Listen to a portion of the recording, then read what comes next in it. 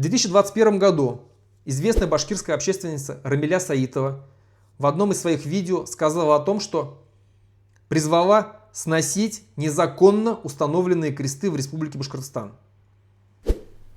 У нас действительно есть проблема, такая проблема в республике, что русские, православные, приезжают, любят ставить кресты на каких-либо местах. То есть где-то на горе, где-то на скале, где-то вдоль дороги. Просто приезжают и устанавливают кресты.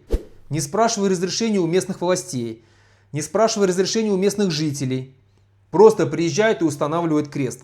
Когда башкиры, татары, вообще мусульмане, мусульманский народ начинают возмущаться этим, пытаются снести этот крест, убрать это, ликвидировать этот крест, все, русские православные начинают поднимать крик о том, что вы разжигаете межнациональную, межконфессиональную рознь. Вы хотите стравить народы. Вы такие-сякие, плохие, нехорошие. Все, и уже невозможно этот крест снести. Просто невозможно. Только ты дотронешься до него, тебя тут же обвинят в разжигании межнациональной розни. Хотя крест установлен, еще раз говорю, незаконно.